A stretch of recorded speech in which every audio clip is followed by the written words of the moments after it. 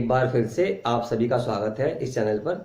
अगर आपने चैनल को सब्सक्राइब नहीं किया तो सब्सक्राइब जरूर करें। आपको यहाँ पर एसओएल के एग्जाम की, एनसीएफ के एग्जाम की, डीयू के एग्जाम की सभी इन्फॉर्मेशन और अपडेट आपको टाइम टू टाइम मिलती रहेंगी। आज मैं चलिए हम जा रहे हैं टाइप्स ऑफ डिपार्टमेंट्स पे। ठीक है, आपको हालांकि पहले बता चुका हूँ, दो टाइप होते हैं, एक डिपेंडेंट और इंडिपेंडेंट। एक बार फिर भी दोबारा देख लेते हैं। There are two types of department, first is dependent and other is independent. Dependent का मतलब क्या है कि एक डिपार्टमेंट सेकंड डिपार्टमेंट पे डिपेंड करेगा अपने प्रोडक्शन के लिए या अपनी सेल्स के लिए। ठीक है, जबकि इंडिपेंडेंट का मतलब क्या है, वो किसी पे डिपेंड नहीं करता। मूवमेंट ऑफ गुड्स क्या होती है, ना के बराबर होती है। ठीक है, मान लो डिपार्टमेंट ए है, बी है और सी है, तो ए से बी में गया गुड्स और बी से गया सी में। ठीक है, ये जब ऐसा होता है तो ये होता है आपका डिपेंडेंट ब्रांचेस डिपार्टमेंट, सॉरी। और जब ऐसा नहीं है कि ए से बी में गुड्स की मूवमेंट ना के बराबर है, ठीक है, खाली ए बी सी वर्क कर रहे हैं अलग, कभी कभी रेयरली ए से कुछ चला गया बी के पास, कभी कभी रेयरली कुछ चला गया सी के पास, सी से चला गया ए के पास, कभी कभी ऐसा हो जाए, तो वो आपका कहलाएगा इंडिपेंडेंट ब्रांचेस। तो departments which work independently of each other and have negligible interdepartmental transfers are called independent departments। ने बताई दिया आपको अभी। Departments which transfer goods from one department to another, मैंने आपको बताया था ए टू बी, बी टू सी, है ना, are called dependent departments। Here the output of one becomes the input of other department।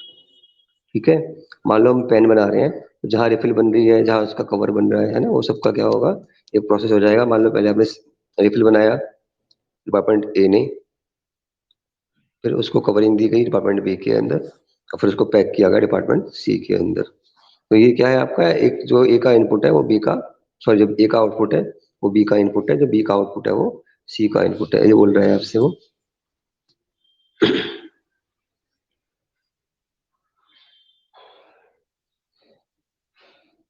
तो जब ऐसा होगा तो ब्रांच होगी आपकी डिपेंडेंट डिपार्टमेंट, सॉरी डिपार्टमेंट होगा आपका डिपार्टमेंट डिपेंडेंट डिपार्टमेंट। ठीक है, द डिपार्टमेंट ट्रांसफर्स में बी डन एट कॉस्ट, यानी कि जो कॉस्ट पड़ रही है हमारे को, और some pre decided selling price, यानी कि मार्केट प्राइस, या फिर कॉस्ट प्लस प्रॉफिट, जो भी हो सकता है। जब ऐसा होगा तो हमें करनी पड़ती है अनलोडिंग। और आपको याद होगा हमने किया था डिपार्टमेंट ब्रांच अकाउंटिंग के अंदर, स्टॉक रिजर्व हमने ट्रांसफर किया था, आपको याद हो तो। ठीक है, तो ऐसे ही यहाँ भी हम स्टॉक रिजर्व ट्रांसफर करेंगे। जो प्रॉफिट है, जो एक्स्ट्रा परसेंटेज है प्रॉफिट का, वो निकालेंगे और उसको हम रिमूव करेंगे, तो उसको हम बोलते हैं अनलोडिंग। ठीक है, दिखाऊंगा आपको उसकी एंट्री। ठीक है, in these departments unloading is required if the transfer price is having a profit element. अगर प्रॉफिट है तो आपको प्रॉफिट को रिमूव करना पड़ेगा बाय स्टॉक रिजर्व एंट्री, और उसको हम बोलेंगे रिमूवल या अनलोडिंग ऑफ प्रॉफिट। ठीक है, the method of eliminating is discuss separately, ये मैं आपको बाद में अभी बताऊंगा 2 मिनट के बाद ही।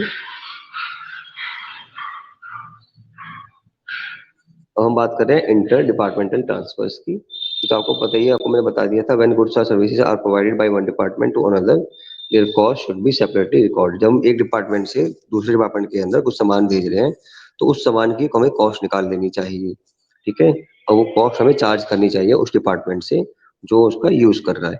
ठीक है, अब उसके लिए हम क्या मेथड फॉलो कर सकते हैं, ये नीचे हमारे सामने दे रखा है।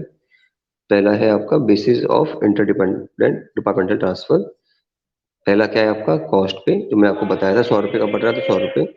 दूसरा है करंट मार्केट प्राइस, मान लो उसका मार्केट प्राइस है 120 रुपए, तो 120 रुपए।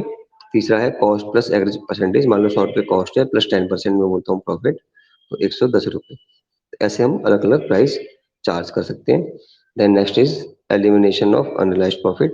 When profit is added in the interdepartmental transfer, the loading include in the unsold inventory at the end of the year is to be excluded. आपको याद हो, सेम काम हमने किया था ब्रांच अकाउंटिंग के अंदर, क्लोजिंग स्टॉक पे ओपनिंग स्टॉक पे हमने लोडिंग निकाली थी और उसको हमने स्टॉक रिजर्व अकाउंट के अंदर ट्रांसफर कर दिया था। ठीक है, तो इसलिए ये जो हमारी लोडिंग है इसको हटा देना है, क्योंकि अगर हम नहीं हटाएंगे तो हमारे जो प्रॉफिट आएंगे वो गलत आएंगे। ठीक है, so before preparation of financial accounts these have to be eliminated from the departmental accounts.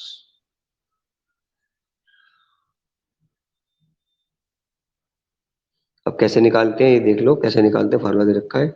Unrealized profit included in unsold stock at the end of the accounting year is eliminated by creating an appropriate stock reserve. मैं आपको पहले ही बताया था stock reserve को transfer कर देंगे, ठीक है, by debiting the combined profit and loss account, ठीक है, हम combined profit and loss account को डेबिट कर देंगे। एंट्री आपके सामने है, देख लो, PL account debit to stock reserve account. वहां ब्रांच अकाउंट डेबिट किया था, ठीक है, बस इतना अंतर है क्योंकि वहां पीएल अकाउंट बनता ही नहीं था।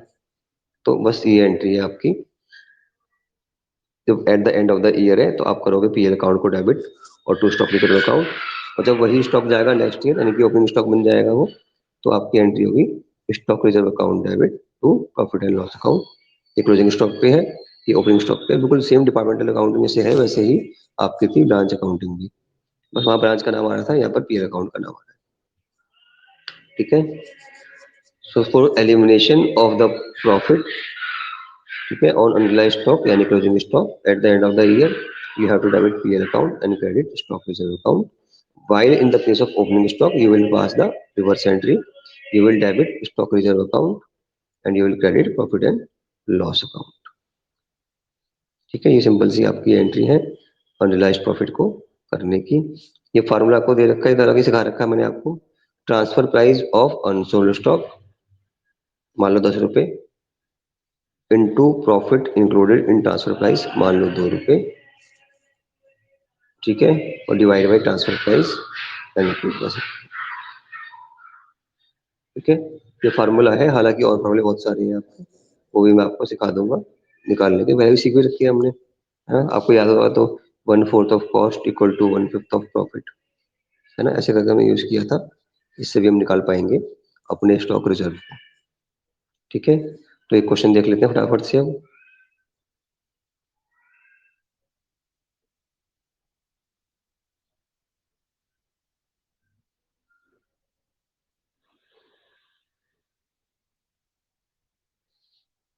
ये क्वेश्चन दे रखा है आपको, goods are transferred from department P to Q at a price of 50% above cost, यानी कॉस्ट है आपकी 100 रुपए, तो प्राइस कितना है आपका 150 रुपए, ठीक है।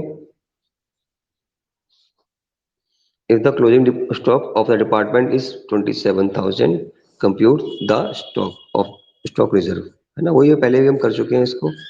तो आपको पता है 27 क्या आपका क्लोजिंग स्टॉक है, ठीक है, कॉस्ट थी आपकी 100 रुपए, ठीक है, प्लस प्रॉफिट कितना है 50 रुपए, 150, और इनटू प्रॉफिट, प्रॉफिट कितना है आपका 50, ठीक है, याद है ना फॉर्मूला आपको अभी, closing stock into profit percentage divide by cost plus profit, ठीक है। तो आप इसको करोगे कैलकुलेट, तो ये आ जाएगा आपका 3, इससे ही कट के 3 आ जाएगा, जो काटोगे तो 9,000 रुपये। 9,000 रुपये क्या है आपका प्रॉफिट लोडिंग, लोडिंग बोलते हैं इसको, लोडिंग बोला था हमने, है ना, ये लोडिंग है। वरना आप ऐसे याद कर लो दोबारा से, वही बताया था आपको मैंने, 1/2 ऑफ कॉस्ट होगी, 1/2 है, देखो आप 50% ऑफ कॉस्ट का मतलब क्या है 1/2, है ना, 1/2 ऑफ कॉस्ट, ये 1/2 हो गया। कॉस्ट का 1/2 क्या होता है, प्राइस सेलिंग का 1/3, 1/3 ऑफ सेल प्राइस। हमें दे रखा है सेलिंग प्राइस, वो क्या है 27,000, इसका कर लो 1/3, ये बेस्ट है 9,000 रुपये। जो पहले सिखाया था मैंने आपको ब्रांच अकाउंटिंग के अंदर, वही फार्मूला यहाँ भी काम आ जाएगा, हालांकि आप अलग से भी निकाल सकते हो, बहुत सिंपल क्वेश्चन था ये।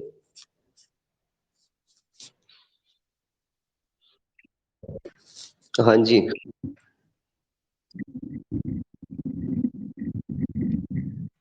क्या हो गया,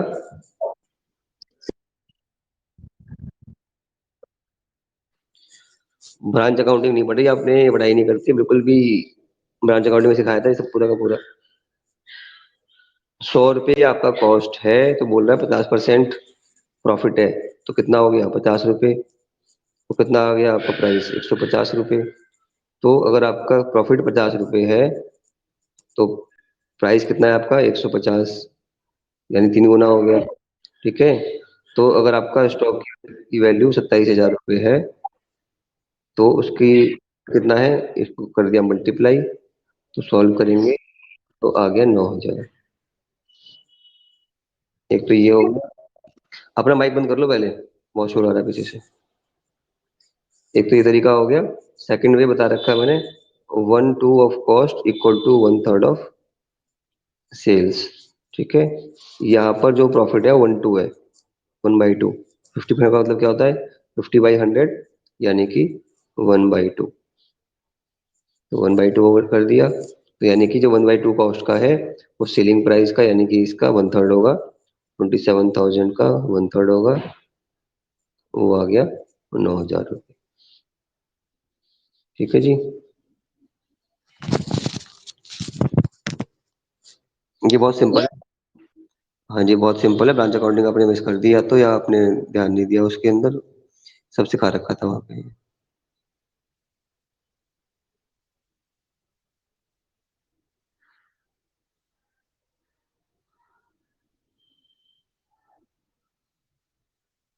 ये क्वेश्चन आपके सामने है नेक्स्ट। ठीक है, ये क्वेश्चन करेंगे ये वाला आज। Z limited has 3 departments and submit the following information for the year ending on 31 March 2021। Z limited के पास 3 डिपार्टमेंट हैं, एबीसी। ठीक है, और उन्होंने आपको प्रोवाइड किया फॉलोइंग इन्फॉर्मेशन, और आपसे बोला you are required to prepare trading account, है ना, यानी कि सेल्स आएंगी उसमें, ओपनिंग स्टॉक आएगा, क्लोजिंग स्टॉक आएगा। आपको याद नहीं है तो मैं ध्यान दिला दूंगा आपको, ट्रेडिंग अकाउंट कैसे बनता है। Opening stock plus purchases plus carriage inward extra जो आपके आते हैं एक्सपेंसेस, ये आपकी डेबिट साइड की आइटम होती है। और क्रेडिट साइड में क्या आता है आपका, सेल्स और क्लोजिंग स्टॉक। ठीक है, बाकी जो बचा है वो प्रॉफिट या लॉस। सिंपल सा, तो वही आपसे मांग रहा है, ये आपने पढ़ा होगा। ठीक है, तो बस यहाँ पर क्या है डिफरेंस की आपको दे रखी है, इन यूनिट्स दे रखी है। परचेज इन यूनिट्स है, तो हमें इसको अमाउंट निकालना पड़ेगा। ठीक है, अमाउंट दे रखा है 6 लाख रुपए, लेकिन इसका कितना, इसका कितना, इसका कितना वो नहीं दे रखा, अलग अलग वो निकालना पड़ेगा इसके अंदर। सेल्स दे रखी है आपको, सेलिंग प्राइस दे रखा है, यहाँ तो कोई दिक्कत नहीं है। क्लोजिंग स्टॉक दे रखा है आपको, ओपनिंग स्टॉक यानी कि है नहीं, मिसिंग है। तो ऐसे करके आपको दो तीन चीजें दे रखी हैं, दो तीन चीजें मिसिंग है। तो आपसे पूछा है कितना प्रॉफिट हुआ, कितना लॉस हुआ, assuming that rate of profit is uniform in each case. Profit की रेट सब पे एक ही है, वो ये बोल रहा है आपसे। ठीक है, तो सब कुछ स्टार्ट करने से पहले, ट्रेडिंग अकाउंट बनाने से पहले, हम निकालेंगे कितनी हमारी कॉस्ट पड़ रही है इस परचेज की। ठीक है, और क्लोजिंग स्टॉक की, इन सबकी कॉस्ट पहले निकालनी पड़ेगी। तो हम पहले बनाएंगे वर्किंग नोट। ठीक है जी,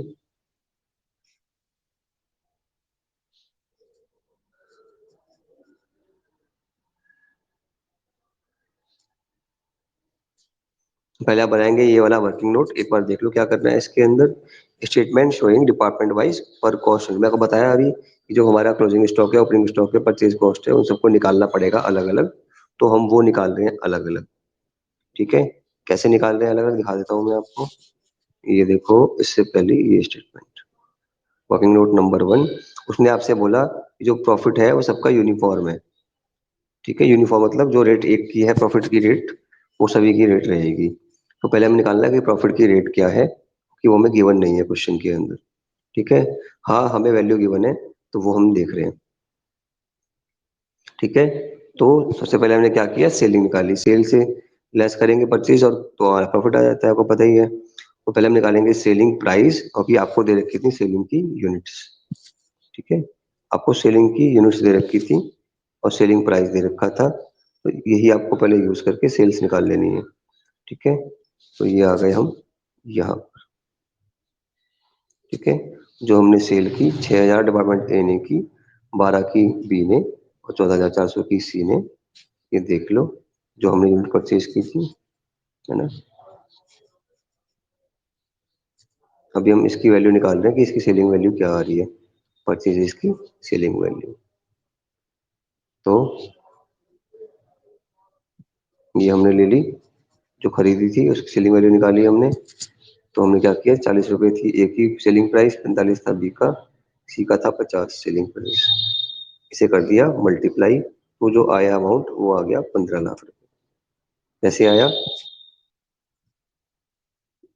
6,000 इंटू 40। ठीक है, 2,40,000 रुपीज,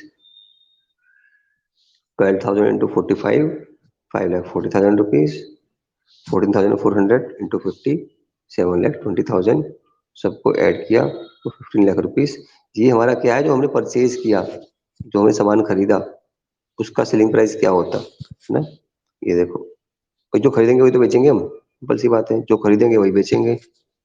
तो ये है 6,000, 12,000, 14,400, इसका निकाला हमने सेलिंग प्राइस, ठीक है, ना कि इसका।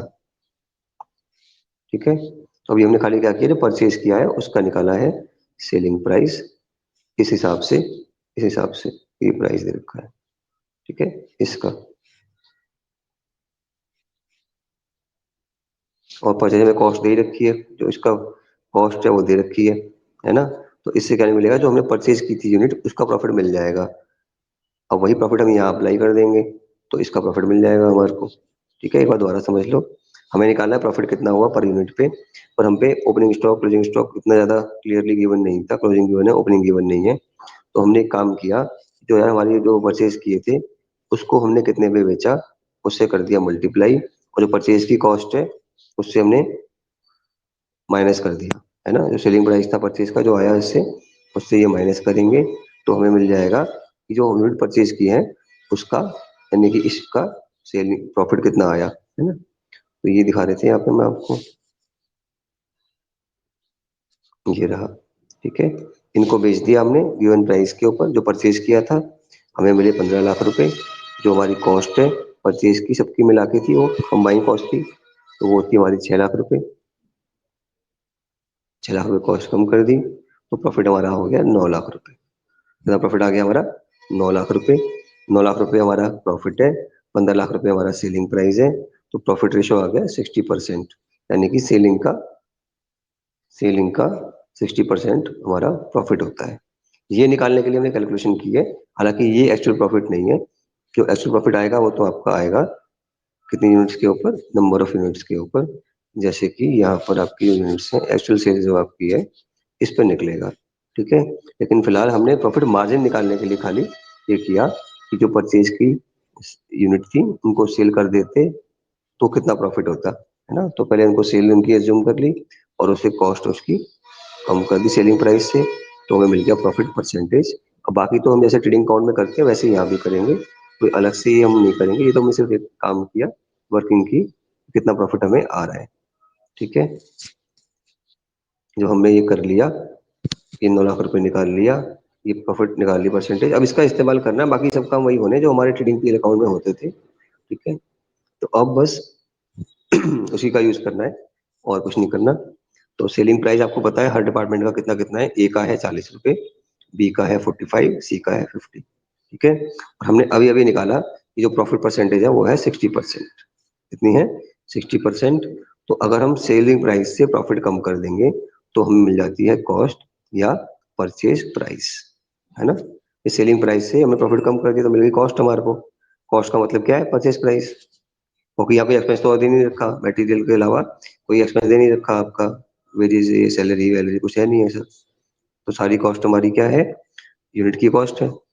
तो प्रॉफिट 40 में से 60% कम किया, यानी अनलोडिंग कर दी प्रॉफिट की, तो हमारा बचा प्राइस कितना, पहले केस में 16। ठीक है, ये हमारी परचेज प्राइस पर यूनिट है, जो खरीदा था हमने उसका, उसका जो अमाउंट है वो निकाला है हमने। क्योंकि आपको पता है 6 लाख रुपए एक साथ दे रखे थे, अब किसकी कितनी परचेज है वो दे नहीं रखी थी, तो उसको हमने अपोर्शन कर दिया इस बेसिस के ऊपर। ठीक है, उसके बाद ऐसे ही 45 रुपए था आपका, 60% प्रॉफिट 27 रुपीज, तो बचा आपका 18 रुपए। ठीक है, ऐसे इसके प्राइस 50 रुपए, 60% प्रॉफिट 30 रुपए, बचा कितना आपका 20 रुपए, 20 रुपीज। ये क्या किया हमने, अज्यूम कर लिया कि भाई ऐसा ऐसा है, तो हमारा प्राइस परचेज प्राइस कितना होगा एक यूनिट का। तो ए का आया 16 रुपए, बी का आया 18 रुपए, और सी का आया 20 रुपए परचेज प्राइस पर यूनिट। ठीक है, अब अगली स्टेप कि हमने निकालनी है परचेज की वैल्यू। तो कैसे निकालेंगे, जो हमारा परचेजिंग है डिपार्टमेंट ए की, आप देख लो एक बार, ये 6,000 और बी की 12,000 और 14,400 सी की, इसी को हम यहाँ लिख देंगे। ठीक है, 6,000, 12,000, 14,400, और जो हमने अभी निकाला है परचेजिंग प्राइस पर डिपार्टमेंट का, वो हम कर देंगे मल्टीप्लाई 16 इंटू 6, 12 इंटू 18, 14,400 इंटू 20, तो ये जो आपको मिल जाएगा, ये मिल जाएगी आपको परचेज कॉस्ट पर यूनिट। ये क्या होगी आपकी परचेज कॉस्ट पर यूनिट? ये आ गई 96,000 रुपीज ए की, 2,16,000 रुपीज बी की, और सी की आ गई 288। आप इन सबको ऐड कर दोगे तो आपको वही मिलेगा 6 लाख रुपए। मैं आपको शुरू में बताया था कि 6 लाख रुपए को हमें डिवाइड करना है, ये सारी मेहनत उसी के लिए की गई। अब 6 लाख रुपए को हमने डिवाइड कर दिया अलग अलग डिपार्टमेंट के हिसाब से, तो ए बी सी में ऐसे डिवाइड कर दिया। ये है आपका बेसिस ऑफ एलोकेशन। ठीक है, दोबारा मैं आपको समझाऊंगा एक बार, टाइम मिलेगा तो। उसके बाद हमें लास्ट में बताया था कि ओपनिंग स्टॉक मिसिंग है आपका। ओपनिंग स्टॉक मिसिंग है तो कैसे निकालेंगे? सेल्स, ठीक है, एड क्लोजिंग स्टॉक, ये गिवन है आपको क्लोजिंग स्टॉक, आप देख लो, गिवन है आपको क्लोजिंग स्टॉक, ये रहा। ठीक है, तो क्लोजिंग स्टॉक आपको गिवन था, वो कर दिया माइनस, सॉरी ऐड। ठीक है, ओके, आपने सेल्स इतनी कर दी और अभी भी आपके पास स्टॉक बचा हुआ है। ठीक है, और परचेज क्या किया आपने? 6,000, 12,000, 14,400।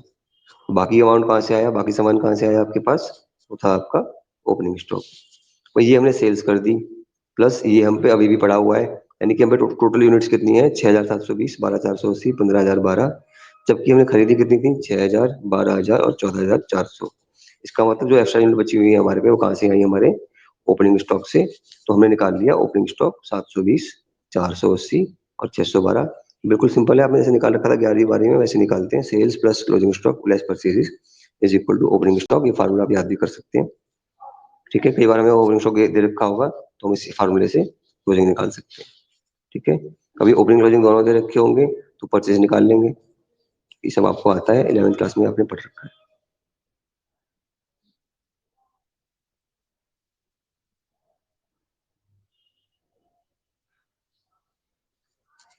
ये लास्ट वर्किंग नोट है आपका। ठीक है, इसमें क्या शो करना है आपको? Cost of opening and closing stock. बहुत सिंपल है, जो क्लोजिंग स्टॉक है 720 ए का, 480 बी का, 612 सी का, इसको परचेज प्राइस से जो हमने निकाला था अभी 16 रुपए, 18 रुपए, 20 रुपए, उससे कर देना मल्टीप्लाई। ऐसे ही करेंगे ओपनिंग स्टॉक के अंदर 600, 960 और 33 को करेंगे हमारे जो परचेज प्राइस है उससे मल्टीप्लाई। तो इसमें सबसे इंपॉर्टेंट चीज क्या है आपकी? परचेज प्राइस निकालना एक सबसे इंपॉर्टेंट काम था जो हमने कर लिया। ठीक है, तो बस इन दोनों को, परचेज प्राइस से क्लोजिंग स्टॉक की यूनिट्स को और ओपनिंग स्टॉक की यूनिट को कर देंगे मल्टीप्लाई। तो ये थी आपकी यूनिट्स ओपनिंग क्लोजिंग स्टॉक की, उन्हें कर दिया परचेज प्राइस से मल्टीप्लाई। ये हमने निकाल रखा था, अभी बताया था मैंने आपको। अब फटाफट हम चल रहे हैं सॉल्यूशन पे। अब तो बहुत आसान काम हो गया हमारा। अब लास्ट काम रह गया हमारा प्रिपरेशन ऑफ ट्रेडिंग अकाउंट, है ना।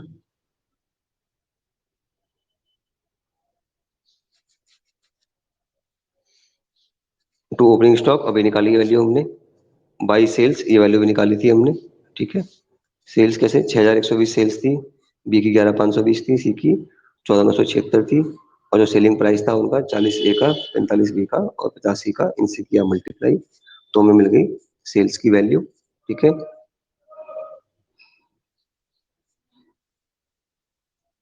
उसके बाद इधर आता है क्लोजिंग स्टॉक। अभी वैल्यू निकाली थी हमने इसकी 9,600, 17,280, 720।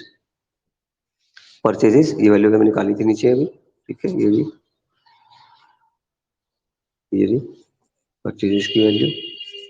ठीक है, ये यहाँ पुट कर दिया आपने। बस अब जो बचा बाकी ग्रॉस प्रॉफिट, बचा बाकी ग्रॉस प्रॉफिट, सिंपल सा। ठीक है, दोबारा देख लो एक बार। ये है ओपनिंग स्टॉक। ठीक है, कैसे आया था? ये रहा। ठीक है, cost of opening stock, number of unit into purchase price जो मैंने निकाला था। ऐसे ही हमने किया था क्लोजिंग स्टॉक के लिए। ये वैल्यू निकाली थी, ये सारी वैल्यू आ जाएगी क्लोजिंग स्टॉक के ऊपर। ये आ गई। ठीक है, परचेजेस अभी दिखाए थे, निकालना सिखाया था आपको सबसे पहले। ये रही। ठीक है, 6,000 थी और 16 रुपए पे खरीदी थे, 12,000 थी, 18 पे खरीदे थे। ठीक है, ये सारी आपको सिखाई थी मैंने परचेज प्राइस निकालना। अभी 2 मिनट शांत रहो, शांत रहो, शांत रहो। ठीक है,